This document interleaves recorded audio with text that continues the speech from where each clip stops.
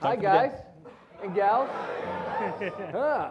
Well, thank you all so much for making it out to the opening of the Art of Video Games exhibition here at the Smithsonian American Art Museum. This is the very first time that video games have been featured as the subject of art in this museum, so this is pretty historical. So you guys are part of this history. So again, thanks for coming out.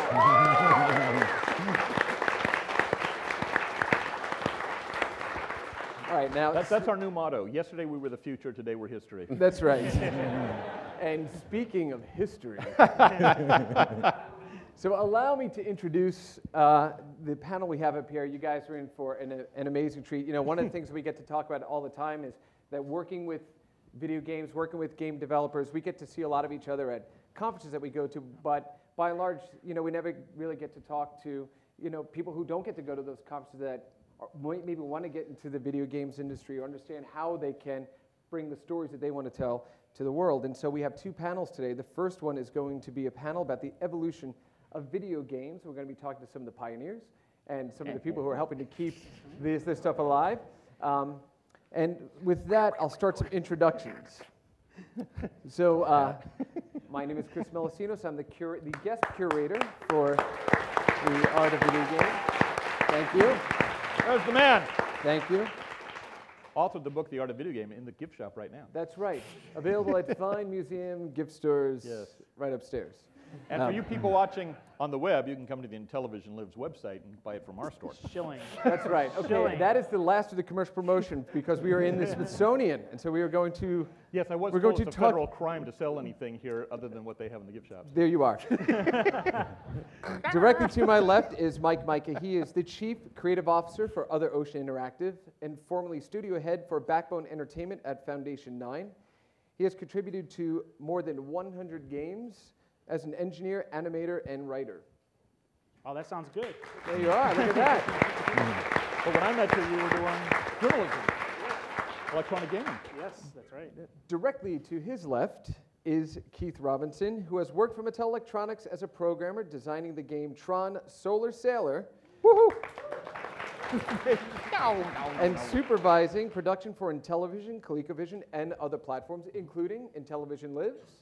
So I believe you are the rights holder, the owner of the collective body of work that is Intellivision Games. I control Intellivision. That's right. Today Intellivision, tomorrow the world. In all of your minds.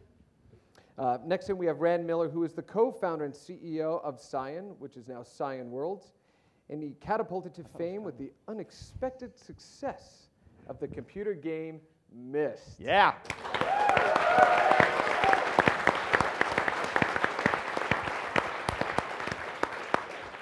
And last but certainly not least, we have Don Daglow, who is the president and creative director of Daglow Entertainment, is the only executive in industry history to lead development teams on every generation of video game consoles, and has won an Emmy Award for technology and engineering for his creation of Neverwinter Nights.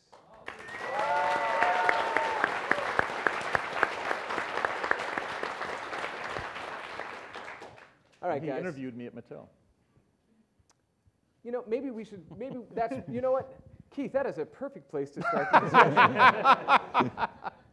So, I remember overdressed, Pong when I first got a hold of this thing, right? Yeah. I remember, you know, the first games that came into the house when I was a kid. I was born in 1970, and this kind of thing came into the house. I remember the television that we had. I know, just a young guy, right? Baby. I remember the television that we had could never have like vertical holds correctly, so you used to have to, you know, hit it a couple of times. Yep.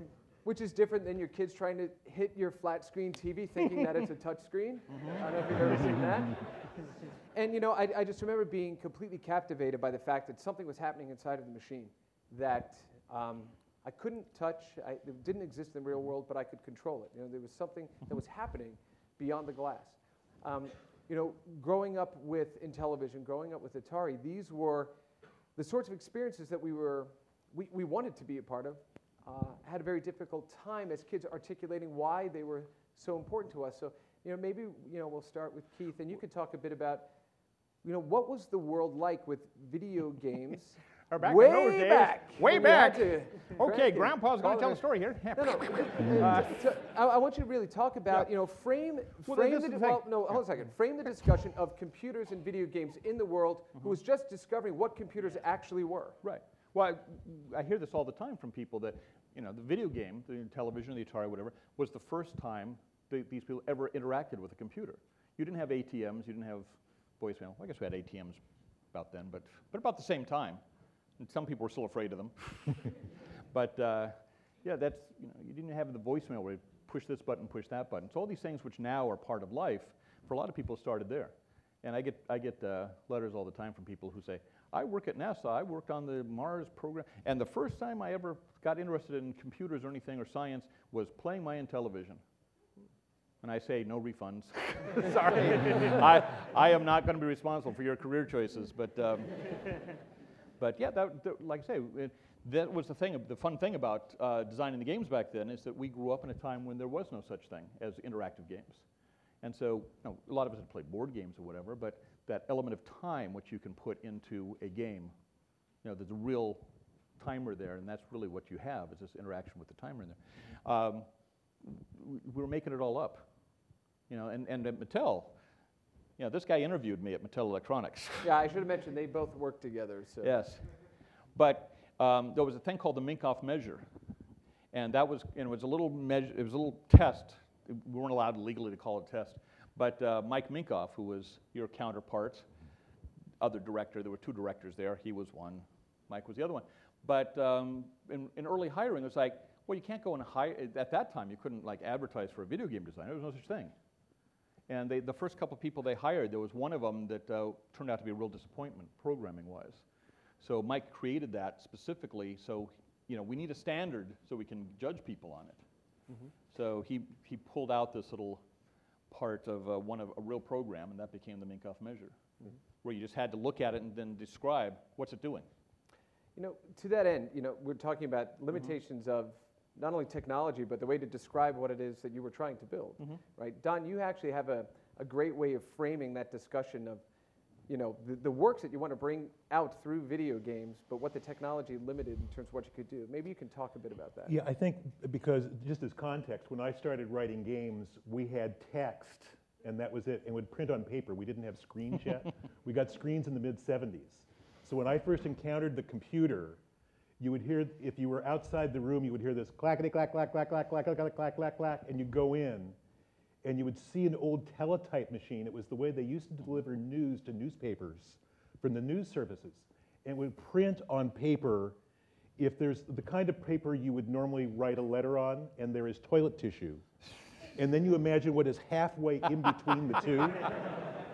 That is the paper that would come off of rolls that these machines would print on.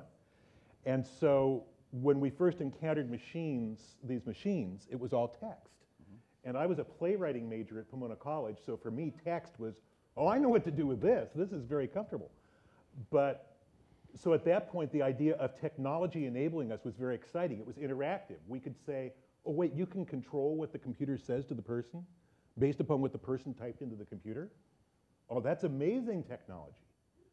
And then, of course, we actually got CRTs, actual monitors. Oh, wow, we can actually refresh it. We don't have to waste all this paper. I once had a baseball game that had a bug in it, and it ran to about 1,000 innings, and the stack of paper was this high coming out. Hey, Don, let me ask you, So. that noise, that clack, was it like this Pavlovian response where you heard it? It's like an ice cream truck bell for kids. It's like, there's something happening in the game. Get it to the paper. What was funny was the first time I heard it, it was curiosity that drew me into the room where the terminal was. And after that, it was a bad thing, because if you walked up and you heard the clackety clack, it meant somebody else was on the terminal and you had to wait. So actually, you wanted silence as you walked up to the room. But then when the industry began, and I was lucky, as Keith's saying, I was really lucky as one of the original 5 in-house and television programmers. I was born at the right time, showed up at the right time. They did not believe that I had been writing games for 9 years, because they didn't know about the university underground. And so eventually I convinced them I wasn't lying, so I still got hired. But then we had graphics of a certain resolution. Then the graphic resolution grew and grew and grew. And now we're to the point, where we can create images that feel very much like a movie. So at each moment, if you look backwards, it feels like, oh, we're so restricted in what we can do. And we always used to say, oh, well, you know, if we had more than 16 colors, we could challenge Michelangelo. But with these restrictions. But it's interesting because, yes, you felt this sense of restriction and so on, but honestly, we were excited each generation of hardware we got, each change, each way that something grew. We talked about how at the beginning you had the entire world, but then you had to figure out how you could shrink it down and express your view of a world just on a postage stamp. But then the postage stamp starts to get bigger and bigger until now it can be the size of a room. So, you know, can I point in one thing there? Sure. Is one of the resources, talking about the resource, what you can do, is the game I worked on was a game on the IntelliVoice. It talks. Intellivision talks. This is B-17 Right. bomber. And we would write scripts that had all this interaction, it'd be great. Then when you actually had to do it, you have room for like about 20 words or something like that. Because these games, my game was 16K, and that was generous. The first voice game was Space Spartans was 12K. And That's smaller than the average email. yeah. Yeah. And Utopia was 4K. 4K. Yeah, Yeah, I mean, all the early games were well, 4K. actually, by comparison, the icon for Firefox on OS X is 64K. And if you think I'm lying, go check the info file on that. You'll absolutely So we had to do a find lot it's of tricks to make things work. Right. So, you know, Ray, maybe you could talk a bit about, you know, we talk about technological limitations, imposing restrictions on the stories that you want to tell. Myst did something at, you know, its point of release that not only kind of captured the imagination of people who were trying to figure out they were appropriating faster and bigger computers into the home. CD-ROM technology all of a sudden became accessible and trying to figure out what it meant to computers, to, you know, the evolution of this. You guys were very able to harness this successfully, but there were still limitations you had to work within. Can you talk about that? Yeah, the limitations were, well, Myst was the right thing at the right time for us, which I'll bet all of us can relate to that. I mean, we just happened to get the right limitations, put everything together at the right time for the right stuff. And Myst was interesting because we were at a time where it seems to everybody that Myst just came out of nowhere and was this huge success, but we had been building these worlds out of the technology for a lot of years. Wasn't an overnight success. We ate a lot of beans and rice before that. And in fact, even with Myst, we weren't sure how we were going to put it together. Myst is different because Myst was Bless you. at the point in time where people are using technology to deliver more and more sophisticated, dynamic games. We were using the technology to kind of pre-compute a little different experience. And so we used the technology in a bit of a different way, but it was dramatic because it looked so different than what could be supplied dynamically. And it was the right thing at the right time because we also knew that CD-ROM was a little bit slow, so our worlds had to be a little bit smaller. We had to segment them, so we made ages, and we weren't sure how that would be delivered. Anyway, all the actual limitations of the technology, and everybody will agree with this, contribute to your game design. And if they don't, you're hosed, because it's not going to work.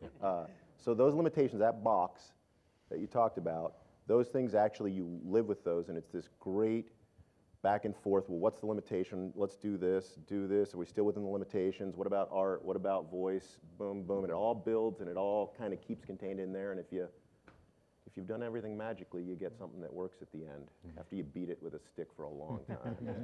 Yeah, you know, in walking people through the 5 playables, and we stop and look at Myst, what I try to explain to them is there's a point you and I were discussing where you step into the elevator and you get in and you turn around and you press the button to shut the door, and after you've activated the elevator, you're presented with this beautiful still image and these 4 bars, and you can see this sliver of motion in between the gaps of the bars, because the technology was not sufficient at the time to do full screen animation of that kind of, Exactly. you know, pre-rendered movies. And so you were actually able to take the limitations, inform that with your artistic path, and actually use that to still create the experience you want. Yeah, in fact, when we started, we didn't really have video capability. And it was during the process, and we were kind of looking forward. QuickTime was this Apple technology that everybody loved, and we thought that'll come out. And they gave us little postage stamp, literally, I mean, tiny little windows that you could do video in. But the design was such that we knew it would be small, and we designed with that. So little windows, and if you look at the books that open, the brothers are in little windows, and there's never doors that fully open and show full screen animation till Riven. Till Riven, when we could do full screen stuff. Yeah. One of the errors that we classify in the exhibition is an error that I call transition. And what I think is wonderful, and I think it highlights some of the limitations that you ran into in designing Myst, is that anytime we are moving forward with technology that is not familiar to artists that have spent years working within a particular medium, it's as if telling somebody who's ever only painted on canvas with oil, fantastic, now your next thing should be sculpted out of marble with this chisel and hammer, and how do we do these things?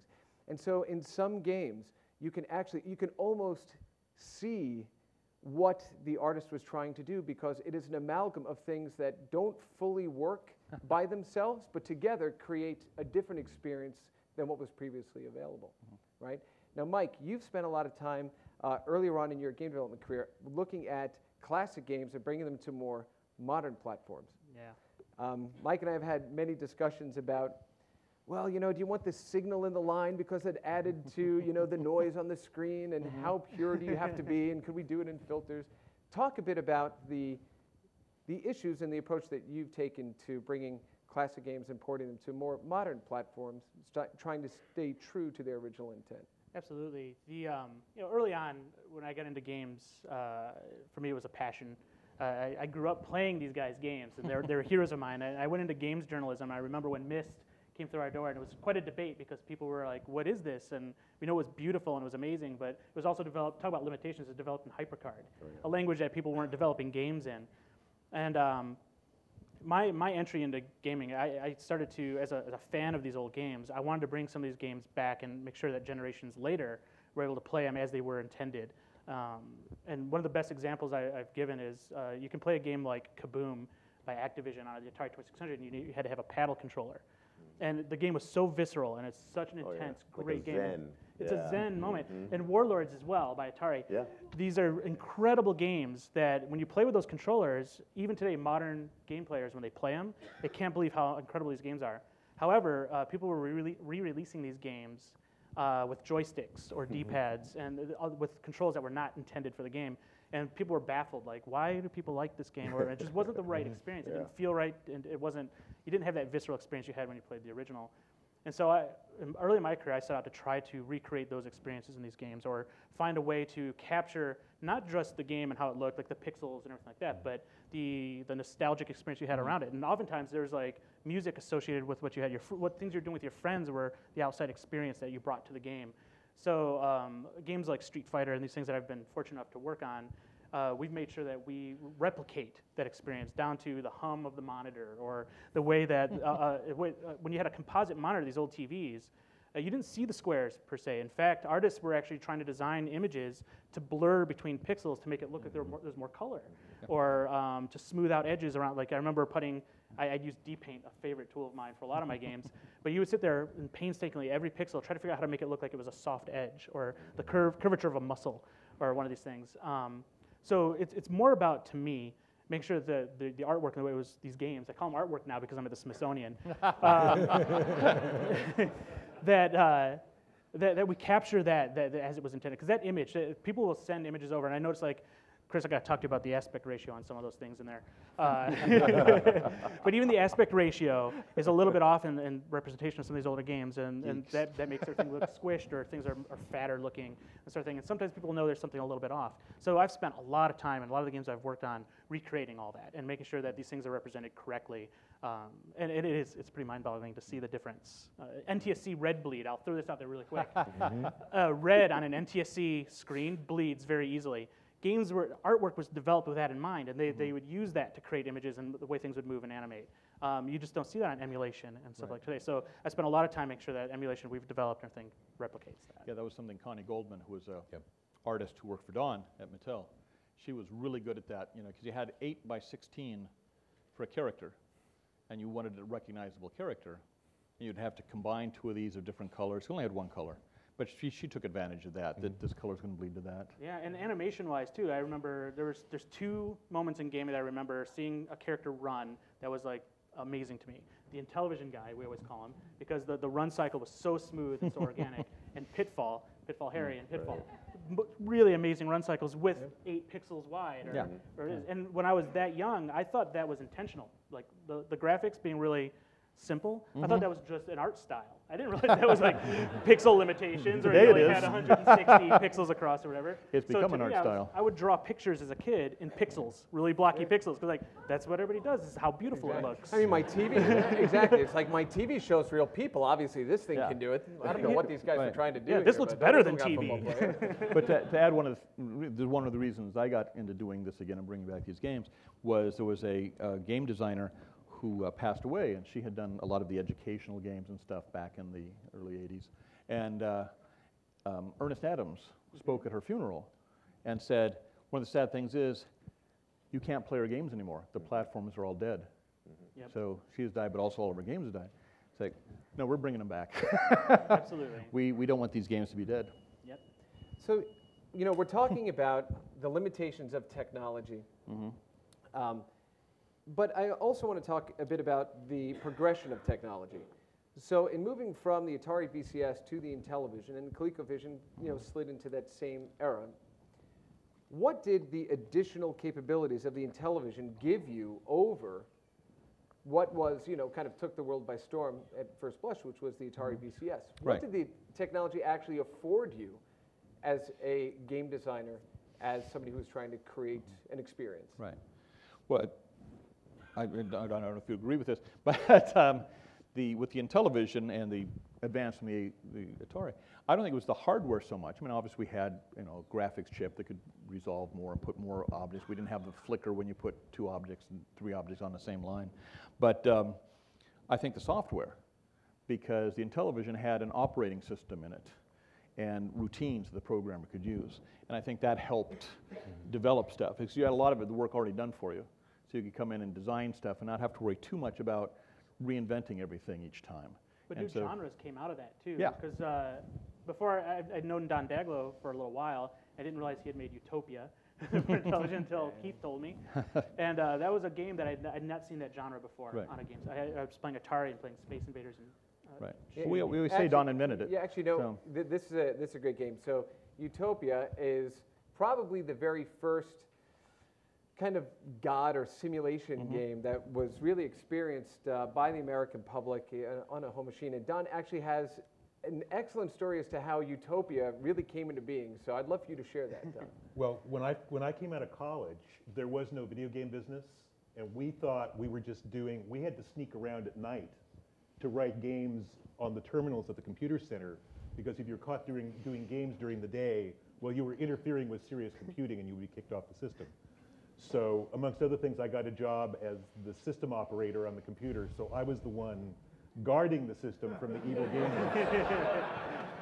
So I would sit here and operate the main console, and then over here was another terminal where I was actually working on Star Trek and baseball.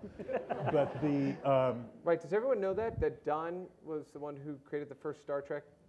it was an Right. early Star Trek. There were actually Star Treks before mine, so mine was not the first. It was the first good one. That's what you told them. Where's my $10? There you go. But you know, I think in the context of the time, I'm going back. I started thinking about that, and I was thought about sneaking around, and I forgot your question. Because I was thinking about, and oh yeah, we go in this Creating entrance of Utopia. this- We Talk go to through us this about- entrance, yeah. That's right. for Talk to us Utopia. how Utopia came to be. Yeah. So what I was doing to make a living after I got out of school, when I wasn't sneaking around inside academic buildings, the good news was I got to keep my computer access because I went to grad school at the same complex. It's the Claremont Colleges in Southern California. So I went from Pomona College to Claremont Graduate University, and then I got hired as faculty at the Graduate University. So I ended up keeping my computer access for 9 years so I could keep writing games. But to make a living, I was a teacher.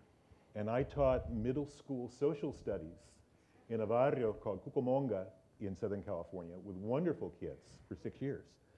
And so one of the challenges I saw there was a lot of those kids were raised in environments where there weren't a lot of books in the home, and so they didn't do a lot of reading.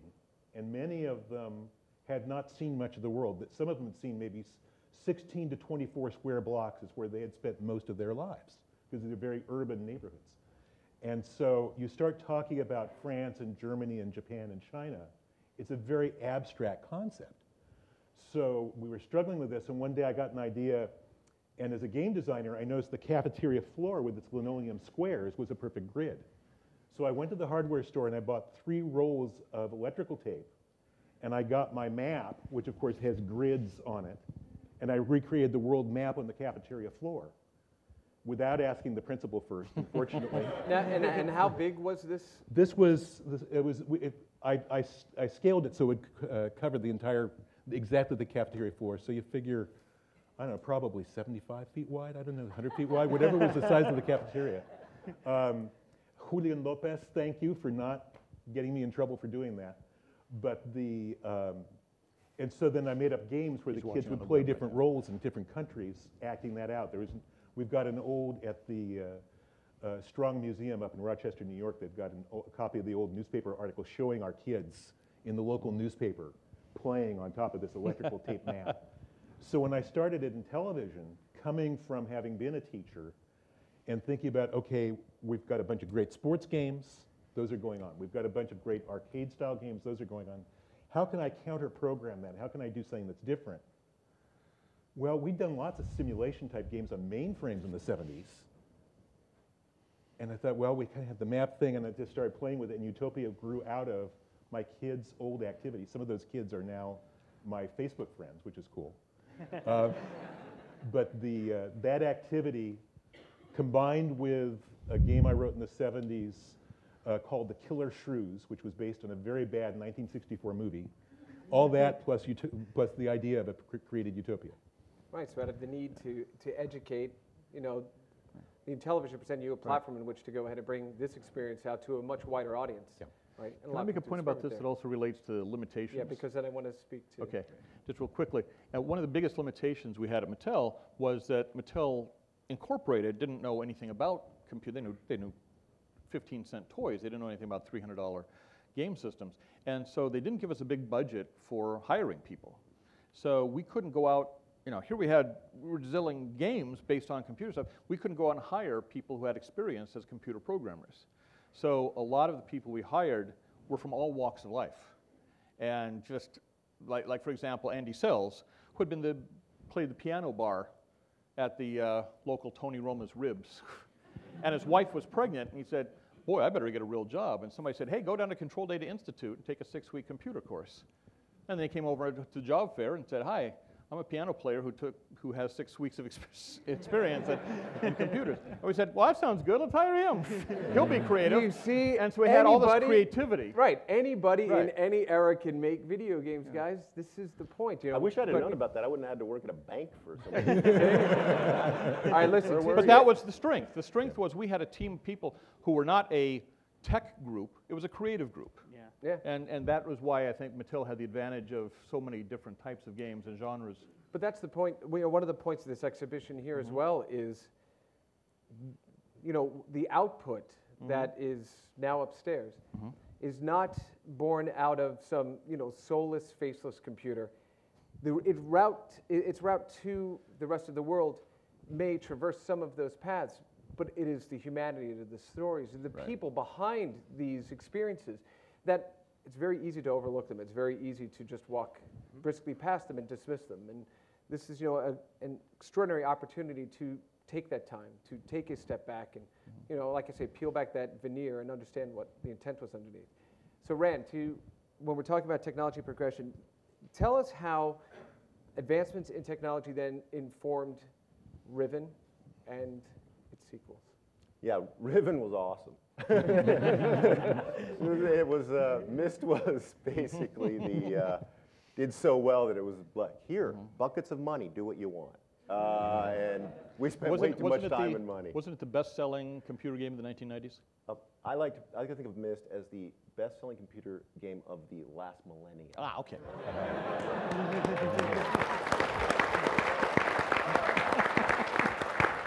It can't take that away Right. from us. That's 1,000 years. That's right. And I know what a perfect millennium is. timing. Perfect timing. It's funny because I mean, just quickly. I mean, I got started playing Star Trek. I mean, the first game I played was Lunar Lander on a text, you know, and I was hooked. I mean, it was text. There wasn't a rocket ship or a moon or a surface. It was, here's how much fuel you have. Here's how fast you're going. Here's how high you are. How much fuel you want to burn. 5. Return. Zit, zit, zit, zit. Rinse, repeat. Until you either crash, land, or, you know, that's it, I guess. Crash or land. Yeah. That's right. And boy, Binary. was that awesome. I mean, I never looked back. That was it. I was on to the games, and Star Trek was, now you're talking about Star Trek on the timeshare machines, right? Yeah. Wow. I didn't know. But mine was not the first of that. That's why I keep going back. Okay, I but was if one yours of was the many good who've one, been then yours back. is the one I liked. Yeah, I'm sure that was the one. So yeah, I've got a lot going forward, and then all of a sudden, you know, we're doing this in the little things, building worlds. I mean, the worlds were the things we were intrigued by, building these worlds instead of games. Boom, boom, boom, boom. Myst hits big and provides us with buckets of money that, because basically we did it ourselves, we pour it back in, and Riven was lush and beautiful. And so it was a perfect game. Not. It's not necessarily the buckets of money that makes something great. It's in some ways, which is exactly kind of turn around, it's the restrictions. And we didn't have as many restrictions. It took a long time. We tried to figure out everything perfectly from Myst, what we did wrong, what we did right, pour everything in, and I'll tell you, it is probably one of the most beautiful games. I mean, I really love Riven, but it's, you know, it's got some brutally hard spots, and we tried to wrap the story in so deeply that some spots it feels not quite so, and I mean this in a good way, Disneyland-like of Myst, where there was a lot of activity packed in because there was no restraints. It's like the first season of Lost. We don't really know where this is going to go, but we'll just fill it up with everything. It'll be awesome. Riven had to actually start making sense of all that. And so, you know, it was a little bit harder, not quite as interesting, but boy, having that technology at your fingertips started to feel, oh, that power, yeah. I mean, I remember the first time, you know, playing it and then seeing a full motion actor walk into this frame, because here I was expecting, all right, a better looking Myst, just, you know, prettier pictures. And then all of a sudden this actor walked into a frame and saw me and then ditched out of frame, and I was like, what the heck just happened there? It was amazing. In fact, one of the things I was telling Rand before is I believed Myst was one of the most claustrophobic and unnerving experiences. Now, let me tell you how hardcore I was in that. I played it on the 3DO. Okay, connected to a very rudimentary surround sound system on a 26-inch color television that my wife and I saved money when we first got married to go buy. And I remember sitting alone in the dark playing this thing going, what was that noise? I do not want to be in this room right now. So thanks a lot, Rand.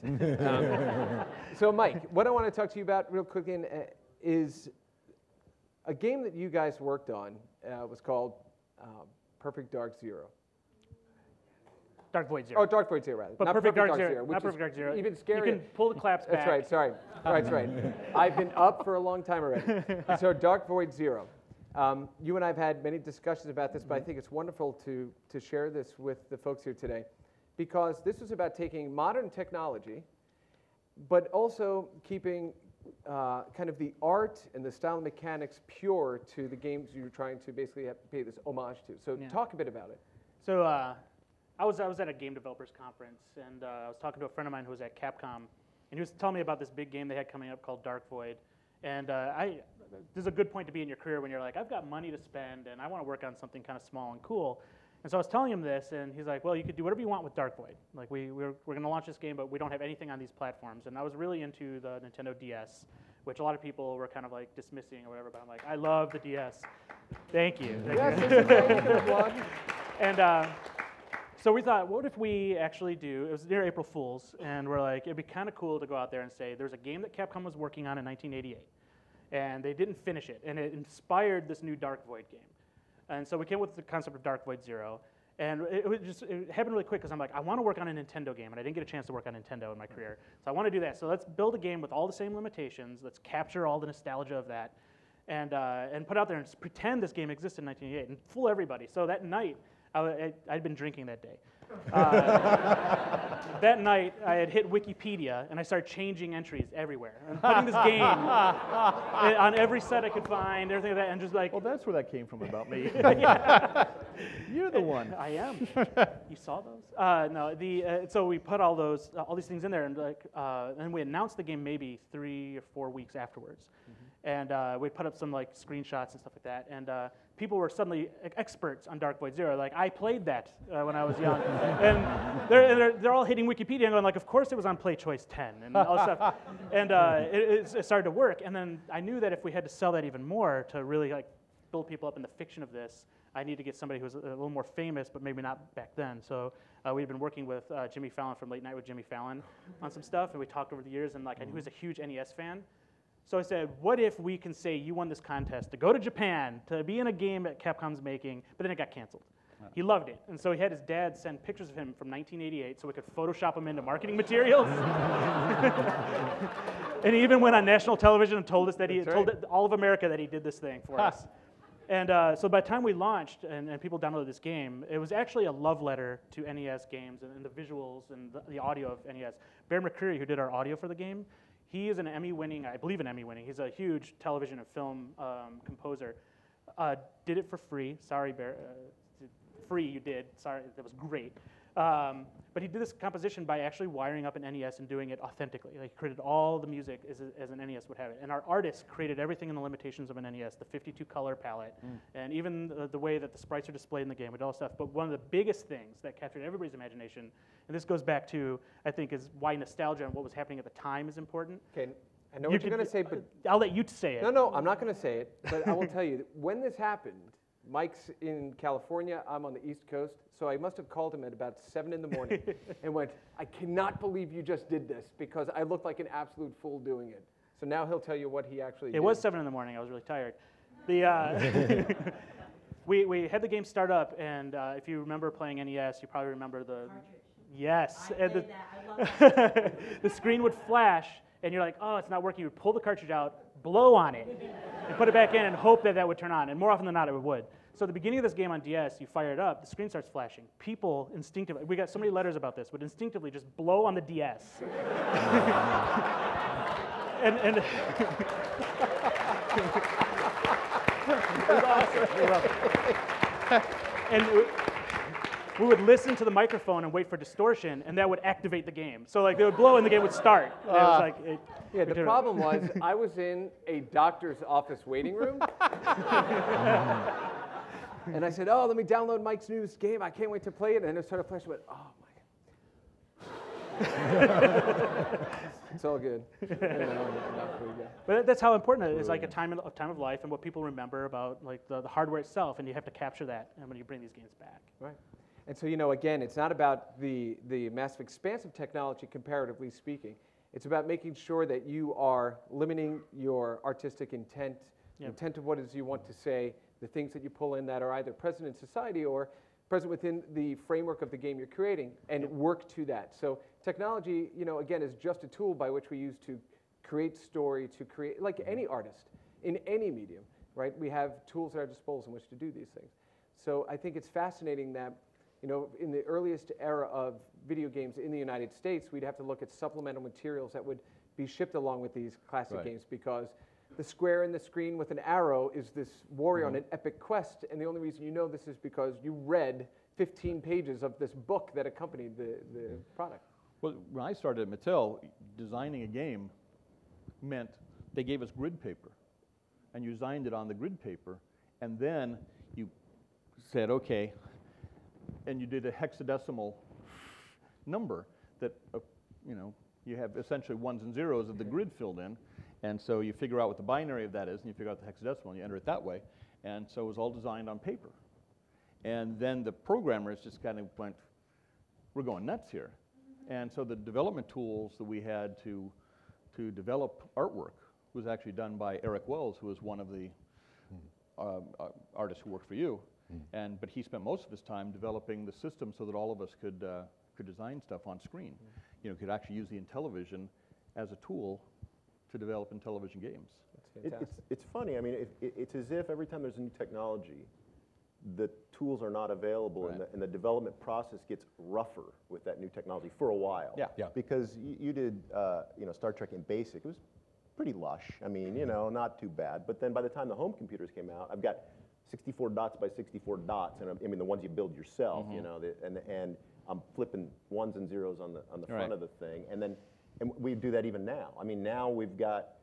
When the internet came out, then suddenly the tools get rough again. I mean, even I'm looking at, wait, I've got to do this stuff again, and now we're to mobile platforms. Like, wait, I got to fit it in that much space again, and it seems to go a little backward, which is not a bad thing, I guess. If you have these skills, you can, maybe somebody needs them again someday. And in fact, one of the cycles we see is with each new wave of hardware that comes out, you can actually watch this if you go back and watch the games, because the first games on any platform, any system, and this even includes Internet Now, mobile. The first games that get done, we're just it's like going into a room where it's a living room, but the lights are out, so there's a sofa and there's a chair and there's a TV somewhere, but there's no lights, and you're feeling your way around the room for it. And so you still have a deadline, the game still has to ship, and you're trying to figure out, okay, how am I going to get something out here? And you're just learning the system. Then after you finish your first game, now you're cocky and I really know the system. I can do anything with this platform now. I mean, it just power flows from my hands into the machine. And then you finish the second game and you go, oh, how little I knew. How little I knew, but now I am master of all I survey, because now, and then just at the point where you go, now I really can do it. Now I'm ready to create a masterwork. That hardware is now out.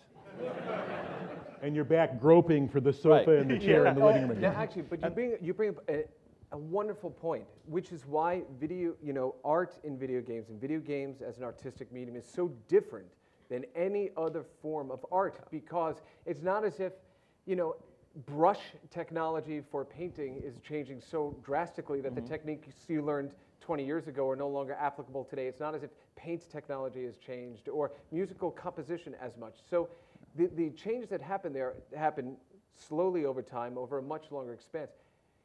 Video games as an artistic medium, we're in this kind of hyper evolution where just as we're coming to grips with the tools to accurately convey what it is we want to say, they're cast aside because there's new opportunity to tell more expansive things.